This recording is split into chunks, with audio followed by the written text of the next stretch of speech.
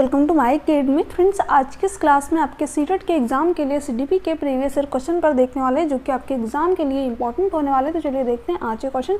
इसके अलावा अगर आपको सीटेट सीडीपी के पेड नोट्स चाहिए तो स्क्रीन पे आपको एक व्हाट्सअप नंबर शो हो रहा होगा, वहाँ से आप मुझे व्हाट्सअप पर मैसेज करके पेड नोट्स को परचेज कर सकते हैं। बहुत सारे स्टूडेंट ऑलरेडी नोट्स को परचेज कर चुके हैं। तो यहाँ पर फर्स्ट क्वेश्चन क्या दे रखा है, किस प्रक्रिया में बच्चे समाज में रहने के तौर तरीके सीखते हैं, है ना।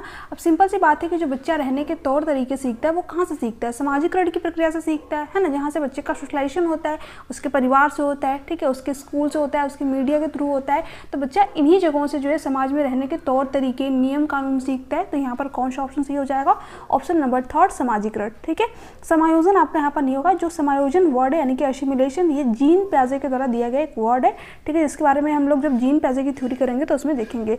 इसके साथ साथ यहाँ पर अधिसंज्ञान के बारे में दे रखा है। देखिए, अधिसंज्ञान यानी कि मेटाकॉग्निशन क्या होता है, अपनी थिंकिंग के ऊपर वापस थिंकिंग करना, ठीक है, थिंकिंग बियॉन्ड थिंकिंग, ये क्या होता है आपका मेटाकॉग्निशन होता है, अधिसंज्ञान होता है। तो ये भी आपका यहाँ पर नहीं होगा। फोर्थ क्या दे रखा है, पृथक्करण यानी कि सेग्रीगेशन। तो देखिए, जब बच्चा समाज से अलग रहेगा तब थोड़ी वो चीज़ों को सीख पाएगा। समाज में रहकर ही बच्चा जो है समाज में रहने के तौर तरीके और नियम कानून को सीख सकता है। तो यहाँ पर फोर्थ भी नहीं होगा, यहाँ पर थर्ड ऑप्शन जो है आपका राइट आंसर हो जाएगा। आगे देखते हैं, क्वेश्चन क्या दे रखा है, बच्चों के विकास के बारे में कौन सा कथन सही है। फर्स्ट ऑप्शन क्या दे रखा है, विकास एक सहज रूप से होने वाली प्रक्रिया है, किंतु इसे सुसाधित करने के लिए उपयुक्त परिवेश का होना आवश्यक है। बिल्कुल सही बात यहाँ पर हो जाएगी। देखिए, जो हमारा डेवलपमेंट होता है, जो हमारा विकास होता है, ये क्या होता है, हमारे हेरिडिटी और इन्वायरमेंट का गुणनफल होता है। ठीक है, किस तरीके की बच्चे को आनुवंशिकता मिली उसके पेरेंट्स के थ्रू, उसके फैमिली मेम्बर्स के थ्रू, ठीक है। इसके अलावा बच्चे को किस तरीके का परिवेश मिला, माहौल किस तरीके का मिला बच्चे को, ठीक है। इन्हीं दोनों का गुणनफल क्या होता है, हमारा डेवलपमेंट होता है, हमारा विकास होता है। अब देखिए, यहाँ पर यही कहा गया था कि अगर एक बच्चे को उपयुक्त परिवेश ही ना मिले, ठीक है, तो क्या जो उसका विकास है वो अच्छी तरीके से हो पाएगा। मान लीजिए, जो हेरिडिटी होती है तो बिल्कुल फिक्स्ड होती है, अस्थायी होती है, ठीक है, इसमें हम कोई भी चेंज नहीं कर सकते। एक बार जो बच्चे को हेरिडिटी मिल गई, आनुवंशिकता मिल गई, वो आजीवन रहने वाली है, ठीक है। बट हम जो इन्वायरमेंट है हम इसमें चेंज कर सकते हैं, ठीक है। अब हम किस तरीके का बच्चे को इन्वायरमेंट देते हैं, बच्चे के फैमिली मेम्बर के ऊपर डिपेंड करता है, उसके पेरेंट्स के ऊपर डिपेंड करता है, ठीक है। मान लीजिए एक छोटा बच्चा है जिसको कि मार काट वाला इन्वायरमेंट मिल गया, ठीक है, गाली गलौज वाला इन्वायरमेंट मिल गया, तो फिर जो बच्चे का विकास होगा उसी तरीके से होगा। बच्चा जो है उन्हीं चीज़ों को सीखेगा, ठीक है। बट एक बच्चा है जिसको कि अच्छी खासी जो है जो मटेरियल्स होते हैं वो ला करके दिए जा रहे हैं, ठीक है, अच्छी तरीके से बच्चे से बात की जा रही है, तो फिर जो बच्चे का विकास है वो बेहतर होगा, अच्छी तरीके से होगा, है ना। तो यहाँ पर जब बच्चे को उपयुक्त परिवेश यानी कि एक अच्छा परिवेश दिया जाएगा तो जो बच्चे का विकास है वो भी अच्छे डायरेक्शन में होगा। तो यही बात कही गई थी। तो फर्स्ट ऑप्शन जो है आपका यहाँ पर राइट आंसर हो जाएगा। सेकेंड ऑप्शन की अगर हम बात करें तो यहाँ पर क्या दे रखा है, विकास वंशानुगत कारकों के द्वारा पूर्व निश्चित होता है, वह इसमें बदलाव नहीं किया जा सकता। देखिए, जो वंशानुगत कारक होते हैं यानी जो हेरिडिटी वाले फैक्टर होते हैं बिल्कुल फिक्स्ड होते हैं, अस्थायी होते हैं, ठीक है, इसमें हम कोई चेंज नहीं कर सकते। बट हाँ, इसमें हम इन्वायरमेंट के द्वारा चेंज कर सकते हैं। बट यहाँ पर क्या दे रखा है, इसमें कोई बदलाव नहीं किया जा सकता। क्यों नहीं किया जा सकता, अगर हम बच्चे को अच्छा इन्वायरमेंट दे दें तो बच्चा जो है अच्छी तरीके से चीज़ों को सीख सकता है। तो ये आपका यहाँ पर बिल्कुल गलत हो जाएगा। आनुवंशिकता के विकास में कोई भूमिका नहीं होती, तो ये भी कहना यहाँ पर पूरी तरीके से गलत हो जाएगा, क्योंकि जो हमारा डेवलपमेंट होता है ये दोनों का परिणाम होता है। हेरिडिटी भी इंपॉर्टेंट होती है और इन्वायरमेंट भी इंपॉर्टेंट होता है, ठीक है। मान लीजिए बच्चे को कोई जन्म से विकार हो गया, तब बच्चा कैसे सीख पाएगा चीज़ों को, ठीक है। तो हेरिडिटी भी इंपॉर्टेंट है और इन्वायरमेंट भी इंपॉर्टेंट है, ठीक है। तो ये भी बात गलत है। विकास की प्रक्रिया सहस्वावस्था के चरण के बाद ही प्रारंभ होती है, तो ये तो यहाँ पर बिल्कुल ही गलत दे रखा है। जो विकास की प्रक्रिया होती है माँ के गर्भ से ही शुरू हो जाती है, ठीक है। आपने देखा होगा जो प्रेग्नेंट वुमेन होती है उनको जो है न्यूट्रिशन वाली चीज़ें खाने को दी जाती हैं, क्यों, क्योंकि उस समय जो है बच्चे का विकास हो रहा होता है ना। तो जो विकास की प्रक्रिया है वो माँ के गर्भ से शुरू होती है और जब तक हमारी मृत्यु नहीं होती है तब तक निरंतर चलती रहती है। तो ये भी बात यहाँ पर गलत दे रखी थी।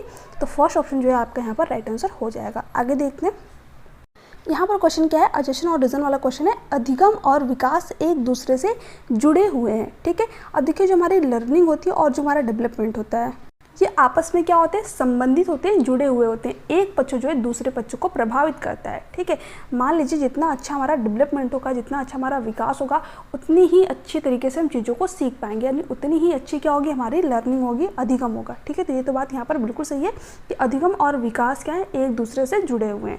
इसका रीज़न क्या दे रखा है, अधिगम विकास के लिए नई स्थितियाँ सृजित करता है। बिल्कुल सही बात है, ठीक है। जो हमारा लर्निंग होता है, जो चीज़ों को हम सीखते हैं, तो मान लीजिए हम कहीं पर घूमने चले गए, है ना, तो वहाँ पर हमने कुछ और नई चीज़ें सीख ली, तो वहाँ पर जो हमारी लर्निंग हो रही है वो क्या कर रही है, हमारे सीखने में हेल्प कर रही है, हमारे डेवलपमेंट में हमको हेल्प कर रही है। ठीक है, हम जो चीज़ों को सीख रहे हैं, तो अधिगम भी डेवलपमेंट में हेल्प करता है और डेवलपमेंट भी लर्निंग में हेल्प करता है। तो दोनों क्या है, आपस में जुड़े हुए हैं। तो ए और आर यहाँ पर दोनों ही सही है, और जो आर है वो क्या कर रहा है, ए की सही व्याख्या भी कर रहा है। तो फर्स्ट ऑप्शन आपका यहाँ पर राइट आंसर हो जाएगा। आगे देखते हैं। अब यहाँ पर क्वेश्चन क्या है, अजेशन और डिवीजन वाला क्वेश्चन है। 6 वर्षीय सरला संरक्षण और क्रमांकन के के कार्य नहीं कर सकती। देखिए, जो जीन पियाजे जिन्होंने कि संज्ञानात्मक विकास की 4 अवस्थाएं बताई। ठीक है, कौन कौन सी अवस्थाएं बताई, आप इसको नोट डाउन जरूर कर लीजिएगा, यहाँ से आपके एग्जाम में बहुत सारे क्वेश्चन आते हैं।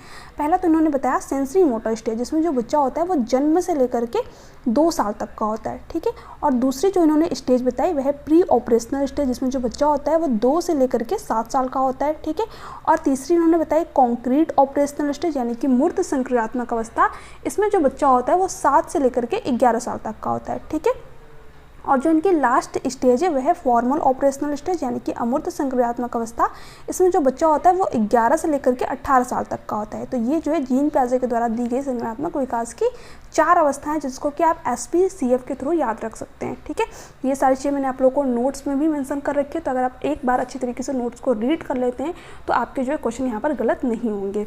तो यहाँ पर क्वेश्चन में दे रखा था कि एक जो है बच्ची है सरला 6 वर्ष की, जो कि संरक्षण और क्रमांकन के कार्य नहीं कर पा रही है। ठीक है, अब देखिए, जो जीन पियाजे की सेकंड वाली स्टेज है प्री ऑपरेशनल स्टेज, जिसमें जो बच्चा होता है वो 2 से लेकर के 7 साल का होता है। ठीक है, तो अगर आप 2 से 7 साल के बच्चे के सामने एक 10 का नोट रख दीजिए और 10 के 10 सिक्के रख दीजिए। ठीक है, तो जो बच्चा होगा वो यहाँ पर 10 के सिक्कों को लेना पसंद करेगा, 10 की नोट को नहीं लेना चाहेगा। क्यों? क्योंकि यहाँ पर जो है बच्चे का ध्यान किस पे होता है, सिर्फ शेप और साइज पे होता है। ठीक है, जो 2 से 7 साल का बच्चा होता है उसका ध्यान जो है चीज़ों की शेप और साइज पे होता है। उसको लगता है कि जो चीज़ें दिखने में ज़्यादा है वो चीज़ें ज़्यादा होंगी। ठीक है, उसको लगता है कि यहाँ पर 10 के 10 सिक्के मिल रहे हैं, बट यहाँ पर 10 की एक ही नोट मिल रही है, इसलिए जो बच्चा होता है वो यहाँ पर जो है 10 के 10 सिक्के लेना पसंद करता है। तो इसी को जो है जीन पियाजे ने संरक्षण का नाम दिया, कंजर्वेशन का नाम दिया, कि इस स्टेज में जो है बच्चा कंजर्वेशन नहीं कर पाता है, संरक्षण नहीं कर पाता है। ठीक है,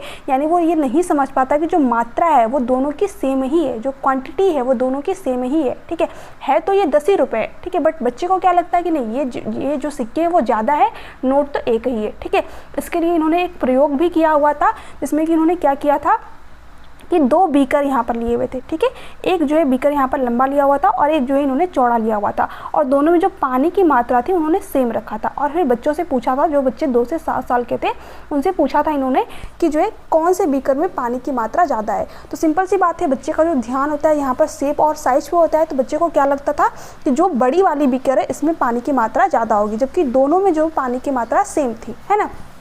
तो यहाँ पर इसी चीज़ को जो है जीन पियाजे ने संरक्षण का नाम दिया, कि जो बच्चा होता है वो यहाँ पर क्वांटिटी, मात्रा को समझ ही नहीं पाता है, सिर्फ उसका ध्यान शेप और साइज पे होता है। ठीक है, तो आई होप कि ये क्वेश्चन आप लोगों को समझ में आया होगा। तो यहाँ पर ये बात बिल्कुल सही दे रखी है, क्योंकि यहाँ पर 6 वर्ष की बात की गई है, और जो बच्चा होता है वो 2 से 7 साल में संरक्षण को नहीं कर पाता है ना। इसके साथ साथ यहाँ पर दे रखा था क्रमांकन के कार्य नहीं कर पा रहा है, यानी जो वस्तुएं हैं उनको एक क्रम में व्यवस्थित नहीं कर पाता है। तो ये बिल्कुल सही बात है। ठीक है, जो 2 से 7 साल के बच्चे होते हैं वो ना ही संरक्षण कर पाते हैं और ना ही क्रम में वस्तुओं को लगा पाते हैं, है ना।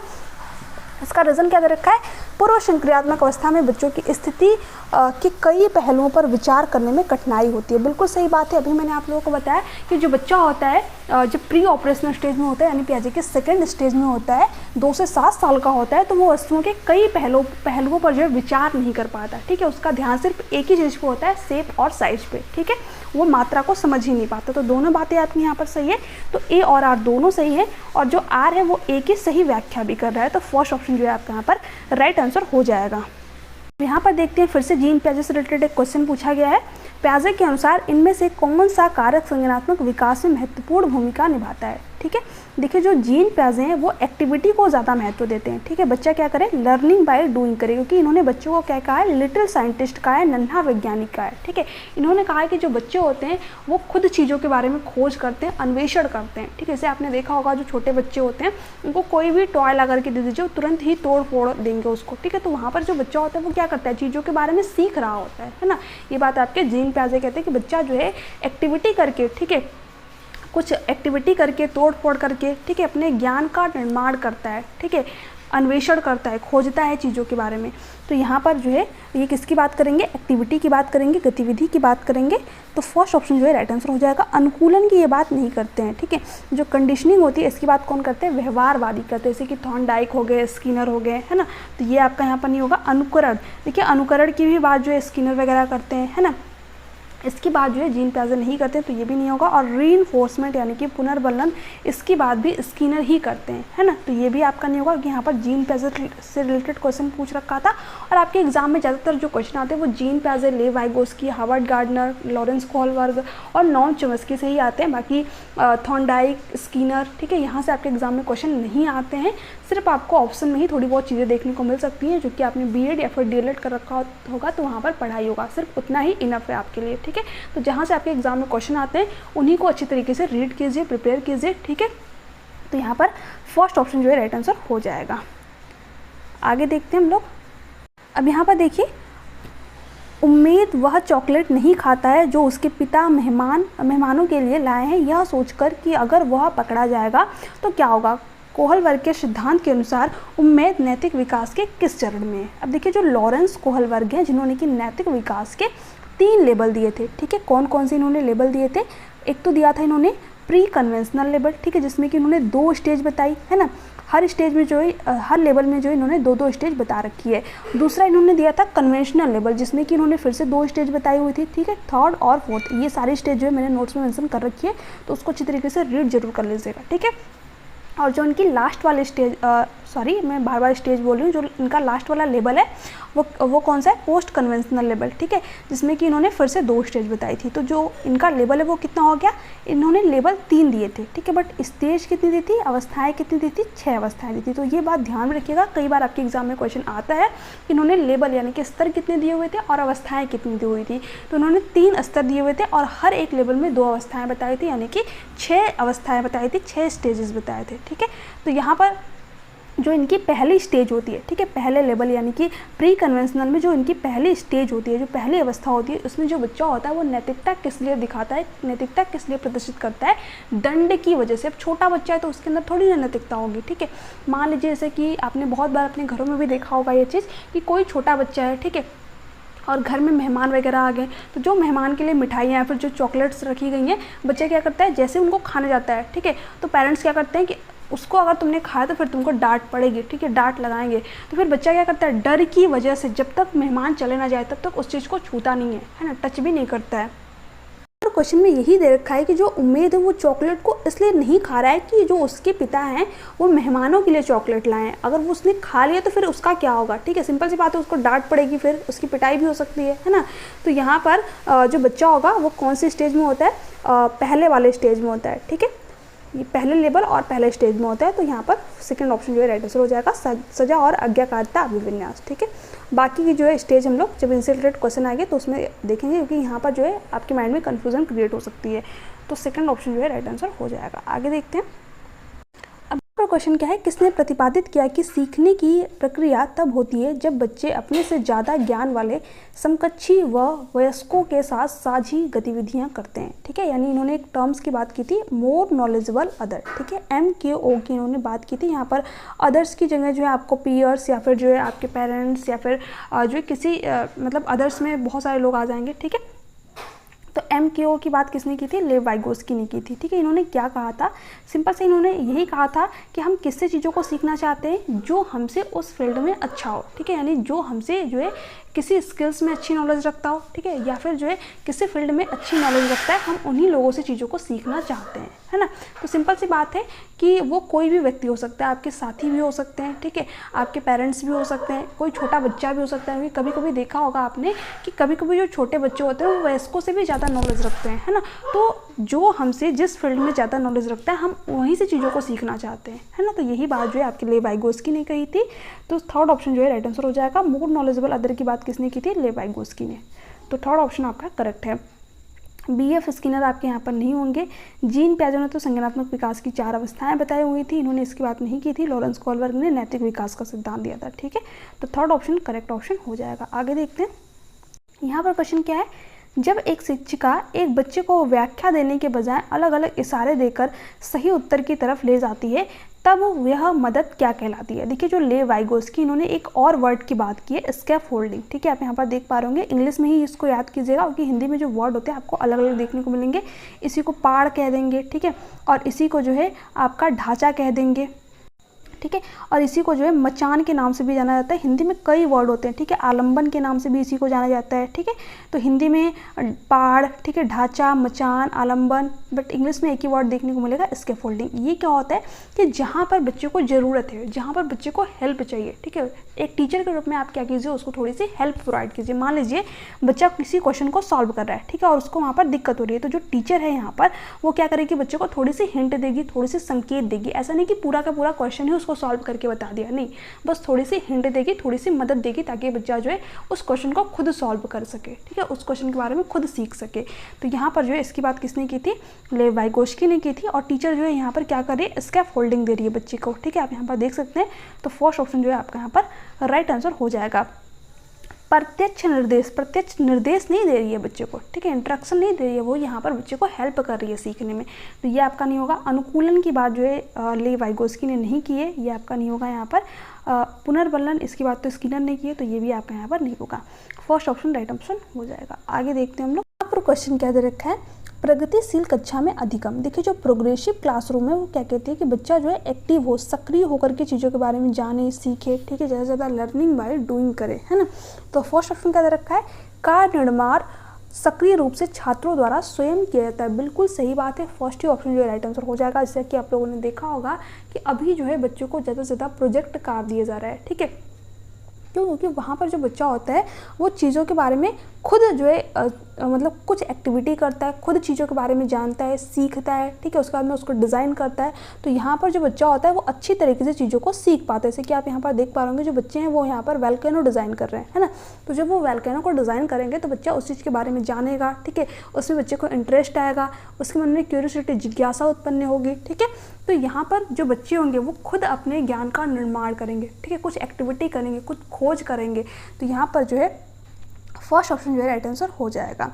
सेकंड क्या दे रखा है, शिक्षक द्वारा निर्देशित किया जाता है और छात्र उसी के निष्क्रिय प्राप्तकर्ता होते हैं। यानी जो शिक्षक होता है वो ब्लैक बोर्ड पे मतलब निर्देश देके चला जा रहा है और जो बच्चे हैं वो उसको सुन रहे हैं, है ना। तो इससे जो बच्चा होता है फिर क्लासरूम में बोरियत महसूस करता है, सीखने में जो है इसको इंटरेस्ट नहीं रहता है, तो ये बिल्कुल गलत तरीका होता है, ठीक है। तो ये आपका ऑप्शन यहाँ पर नहीं होगा। उद्दीपन और प्रतिक्रिया के युग्म व अनुबंधन से होता है। देखिए जो उद्दीपन और प्रतिक्रिया जैसे वर्ड है, आपके एग्जाम के लिए एक नेगेटिव वर्ड है, इसकी बात जो है थॉर्नडाइक वगैरह स्किनर वगैरह करते हैं, है ना, तो ये आपका नहीं होगा। तब होता है जब छात्रों को सकारात्मक पुनर्बलन दिया जाता है। देखिए जो रीइंफोर्समेंट है, जो पुनर्बलन है, ये भी आपके एग्जाम के लिए एक नेगेटिव टैग वर्ड है ना। ये भी अगर आपको ऑप्शन में देखने को मिल जाए तो आपका ऑप्शन नहीं होगा। भी कहीं ना कहीं इसमें जो है पुरस्कार और दंड वाली चीज़ें हो जाती हैं, तो ये भी आपका नहीं होगा। फर्स्ट ऑप्शन जो है राइट आंसर हो जाएगा। क्वेश्चन क्या है, डैश वाले व्यक्ति उत्कृष्ट तर्क कौशल, अमूर्त विचार और पैटर्न के आधार पर अनुमान लगाने की क्षमता प्रदर्शित करते हैं। देखिए जो व्यक्ति है वो यहाँ पर क्या कर पा रहा है, तर्क कर पा रहा है, ठीक है, इसके साथ साथ एब्स्ट्रैक्ट थिंकिंग, अमूर्त विचार कर पा रहा है और पैटर्न को पहचान पा रहा है और अनुमान लगा पा रहा है, ठीक है। तो ये कौन से जो है व्यक्ति के अंदर कौन सी बुद्धि होगी, तर्क गणितीय बुद्धि होगी, ठीक है। तो यहाँ पर फर्स्ट ऑप्शन जो है राइट आंसर हो जाएगा, क्योंकि जो तर्क गणितीय बुद्धि है इसी के अंतर्गत आपका आ जाएगा तर्क कौशल, ठीक है, एब्स्ट्रैक्ट थिंकिंग, पैटर्न, अनुमान, ठीक है। तो फर्स्ट ऑप्शन जो है राइट आंसर हो जाएगा। शारीरिक गति संवेदनात्मक बुद्धि किसके अंदर होगी, जैसे कि जो लोग जिनका कि अपनी बॉडी पर कंट्रोल होता है, जैसे कि जो लोग सर्कस वगैरह में काम करते हैं। इसके अलावा जैसे कि विराट कोहली हो गए, सचिन तेंदुलकर हो गए, ठीक है, जो कि उनको अच्छी तरीके से पता होता है कि कहाँ पर किस तरीके से बॉडी को रोटेट करना है, ठीक है। तो इन लोगों के अंदर जो है कौन सी बुद्धि होती है, शारीरिक गति संवेदनात्मक बुद्धि होती है। यहाँ पर थर्ड क्या दे रखा है, इंटरपर्सनल इंटेलिजेंस, यानी कि जो है अंतः व्यक्तिक बुद्धि। ये किसके अंदर होती है, जैसे कि जो लोग मनोवैज्ञानिक वगैरह होते हैं, जो लोग दूसरों के मनोभाव, दशा, स्वभाव के बारे में बता पाते हैं। ध्यान रखिएगा, जो लोग दूसरों के मनोभाव, ठीक है, स्वभाव, दशा के बारे में बता पाए, जैसे कि आपके मन में क्या चल रहा है, जो मनोवैज्ञानिक वगैरह होते हैं, जो साइकोलॉजिस्ट होते हैं, वो बता देते हैं, ठीक है। तो उनके अंदर कौन सी बुद्धि होती है, अंतर्वैयक्तिक बुद्धि होती है, यानी कि इंटरपर्सनल इंटेलिजेंस होती है। भाषाई बुद्धि किसके अंदर होती है, जिनकी कि अपनी भाषा पर अच्छी खासी पकड़ होती है, जैसे कि कवि हो गए, ठीक है, नेता लोग हो गए, तो उनके अंदर कौन सी बुद्धि होती है, भाषाई बुद्धि होती है। तो यहाँ पर फर्स्ट ऑप्शन करेक्ट ऑप्शन हो जाएगा। आगे देखते हैं। अब यहाँ क्वेश्चन में क्या दे रखा है, लेव वाइगोत्स्की के सिद्धांतों के अनुसार स्ववाक जो हमारी सोच व व्यवहार को दिशा देता है डैश कहलाता है तथा उसे डैश किया जाना चाहिए। देखिए जो लेव वाइगोत्स्की हैं जिन्होंने कि 3 प्रकार के स्पीच की बात की है, ठीक है। पहली जो इन्होंने स्पीच दी है सोशो स्पीच दी है, यानी कि सामाजिक स्पीच दी है, ठीक है, जिसमें जो बच्चा होता है वो समाज से इंटरेक्ट करके ही चीज़ों के बारे में सीख सकता है, यानी कि अंतःक्रिया करके ही चीज़ों के बारे में सीखता है, जानता है, ठीक है। और इनकी थ्योरी का नाम भी है सामाजिक सांस्कृतिक सिद्धांत, यानी कि सोशो कल्चरल थ्योरी। दूसरी प्रकार की जो इन्होंने स्पीच की बात की है वह है प्राइवेट स्पीच, ठीक है, यानी कि निजी वार्ता। इसमें बच्चा जो है खुद से बातचीत करता है, ठीक है, और ऐसा करके अपने विचार को एक दिशा प्रदान कर रहा होता है, जैसे कि आप यहाँ पर इमेज में देख पा रहे होंगे, ठीक है। ये जो बच्चा है ये खुद से बात कर रहा है, ठीक है, कि मेरी प्लेन क्यों नहीं उड़ रही है, ठीक है, मेरी कार क्यों नहीं चल रही है। तो यहाँ पर जो बच्चा होता है जब खुद से बातचीत करता है बाहर जोर जोर से बोल कर, तो वो आपका क्या होता है, प्राइवेट स्पीच होता है, निजी वार्ता होता है, ठीक है। और ये बच्चे के सीखने में हेल्प करती है क्योंकि यहाँ से जो है बच्चे अपने विचार को एक दिशा दे रहे होते हैं, डायरेक्शन दे रहे होते हैं। तीसरे प्रकार की जो इन्होंने स्पीच की बात की है वह है साइलेंट इनर स्पीच, ठीक है। बच्चा जो है चीज़ों को बाहर व्यक्त नहीं करता है, सबके सामने नहीं बोलता है, ठीक है। अब मन ही मन में जो है उन चीज़ों को सोच लेता है कि अरे मेरी प्लेन क्यों नहीं चली है। बाहर बोलेगा नहीं बच्चा, अंदर ही अंदर सोच लेगा कि क्यों, क्योंकि अब बच्चा थोड़ा सा बड़ा हो गया। अगर आप इस चीज़ को खुद पे देखें, खुद पे फॉलो करें, तो अभी आपके अंदर जो है तीनों स्पीच डेवलप हो गई है, ठीक है। सामाजिक स्पीच भी है कि समाज में किस तरीके से बातचीत करना है, इंटरेक्ट करना है। इसके साथ साथ जो है हमारे अंदर जो है प्राइवेट स्पीच भी डेवलप है ना। जो निजी वार्ता होता है, कभी कभी जो है हम घर में अकेले वगैरह रहते हैं तो हम क्या करते हैं, बाहर मतलब बोल के जोर जोर से व्यक्त करते हैं कि अरे ये गलती मेरे से कैसे हो गई, ठीक है, ये काम मेरे से कैसे हो गया, मुझे नहीं करना चाहिए था, ठीक है। तो वो आपकी क्या हो गई, प्राइवेट स्पीच हो गई। और जो साइलेंट इनर स्पीच है, आपके सामने मान लीजिए 10 लोग बैठे हुए हैं तो आप थोड़ी वहाँ पर अपनी चीज़ों को व्यक्त कर सकते हैं, तो आप वहाँ पर क्या करते हैं, साइलेंट इनर स्पीच करते हैं, मन ही मन में खुद से बात करते हैं, ठीक है, और सामने वाले को पता भी नहीं चलता है। तो आपके अंदर जो है तीनों चीज़ें डेवलप हैं अभी, ठीक है। ऐसा तो है नहीं कि जो प्राइवेट स्पीच है ये गायब हो जाएगी, रहेगी तो ये भी है ना, बट आपके अंदर एक और चीज़ आ गई, साइलेंट इनर स्पीच, यानी कि जो चीज़ें आप बाहर बोल के व्यक्त कर रहे थे जब आप छोटे थे, उन्हीं चीज़ों को आप अब अंदर सोच पा रहे हैं, ठीक है, अंदर ही मतलब मन ही मन में खुद से बातचीत कर ले रहे हैं। तो यही 3 प्रकार की स्पीच जो है किसने दी थी, लेव वाइगोत्स्की ने दी थी। तो आपको तीनों ध्यान में रखना है, यहाँ से आपके एग्जाम में क्वेश्चन आते हैं, ठीक है। यहाँ पर जो है क्वेश्चन ने क्या दे रखा था कि लेव वाइगोत्स्की के सिद्धांत के अनुसार स्ववाक, यानी कि जब हम स्वयं से बात करते हैं, जो हमारी सोच और व्यवहार को क्या करता है, दिशा देता है, इसको क्या कहते हैं, प्राइवेट स्पीच कहते हैं, निजी वार्ता कहते हैं, ठीक है। निजी संवाद कह लीजिए या फिर निजी वार्ता कह लीजिए, हिंदी में मतलब वर्ड तो मतलब अलग अलग ही देखने को मिलते हैं। तथा उसे क्या किया जाना चाहिए, प्रोत्साहित किया जाना चाहिए, क्योंकि इससे क्या होता है, बच्चे को सीखने में हेल्प मिलती है। तो फर्स्ट ऑप्शन जो है आपका राइट आंसर हो जाएगा। यहाँ पर सेकंड क्या दे रखा था, आत्म केंद्रित संवाद। देखिए जो लेव वाइगोत्स्की हैं, जब बच्चा खुद से बातचीत करता है, जब बच्चा प्राइवेट स्पीच करता है, बाहर जोर जोर से बोल कर बातचीत करता है, तो उसको प्राइवेट स्पीच कहते हैं, ठीक है। बट जो जीन प्याज है वो इसी चीज़ को क्या कहेंगे, ईगो सेंट्रिज्म कहेंगे, ठीक है, अहम केंद्रिता वाक कहेंगे, ठीक है। तो अगर आपसे जीन प्याजे पूछे, ठीक है, यहाँ पर आपको जीन प्याजे लिख रखा हो, तो वो प्राइवेट स्पीच को अहम केंद्रित वाक कहेंगे और लेव वाइगोत्स्की क्या कहेंगे, प्राइवेट स्पीच कहेंगे, ठीक है। तो जीन प्याजे अहम केंद्रित वाक, जब बच्चा खुद से बातचीत करे तो लेव वाइगोत्स्की प्राइवेट स्पीच, ठीक है। तो आप ध्यान रखिएगा। तो ये भी आपका यहाँ पर नहीं होगा क्योंकि यहाँ पर लेव वाइगोत्स्की से रिलेटेड क्वेश्चन पूछ रखा था। निजी संवाद हतोत्साही, देखिए जो निजी संवाद होता है बच्चे को सीखने में हेल्प करता है, बच्चे के विचार को डायरेक्शन देता है, तो इसको प्रोत्साहित इंकरेज करना चाहिए, ठीक है, डिस्करेज नहीं। तो ये आपका नहीं होगा। आत्मकेंद्रित हतोत्साहित नहीं, यहाँ पर भी क्या होगा, इंकरेज। ये थे आपके आज के क्वेश्चन कैसे लगे नीचे कमेंट सेक्शन में कमेंट करके जरूर बताइएगा। अगर आपको वीडियो अच्छी लगी हो तो प्लीज़ चैनल को सब्सक्राइब कर लीजिएगा, बेल आइकन को प्रेस कर दीजिएगा ताकि जो आगे की क्लासेज है उनका आपको नोटिफिकेशन मिल जाए। इसके अलावा टेलीग्राम चैनल से जुड़ना मत भूलिएगा, वहाँ पर मैं आप लोगों को क्लासेस के लिंक्स जो अपडेट रहती हैं वो प्रोवाइड करती रहती हूँ, तो प्लीज़ टेलीग्राम चैनल को जरूर फॉलो कीजिएगा, ठीक है। इसके अलावा एक होमवर्क क्वेश्चन जो कि आप सभी के लिए सिंपल सा क्वेश्चन है, इस क्वेश्चन का आप लोग मुझे नीचे कमेंट सेक्शन में कमेंट करके राइट आंसर जरूर बताइएगा। विकास का कौन सा सिद्धांत यह सुझाता है कि विकास सिर से शुरू होता है और फिर शरीर के बाकी हिस्सों में आगे बढ़ता है? ऑप्शन आपको दे रखा है, समीपस्थ दूराभिमुखी सिद्धांत, शीर्षगामी सिद्धांत, व्यक्तिगत विभिन्नताओं का सिद्धांत, एक रूपता का सिद्धांत। तो आपको इसका राइट आंसर नीचे कमेंट सेक्शन में कमेंट करके जरूर बताना है, ठीक है। हालांकि ये क्वेश्चन भी मैंने आप लोगों को अपने प्रीवियस क्लास में डिस्कस करा दिया है, बट ये क्वेश्चन जो है ईजी है, तो आप लोग प्लीज़ नीचे कमेंट सेक्शन में कमेंट करके जरूर बताइएगा, ठीक है। इसके अलावा अगर आपके कोई भी क्वेश्चन में कोई भी डाउट रह जाता है तो मैंने आप लोग को व्हाट्सएप नंबर भी दे रखा है और टेलीग्राम चैनल का लिंक भी मैंने आप लोग को दे रखा है।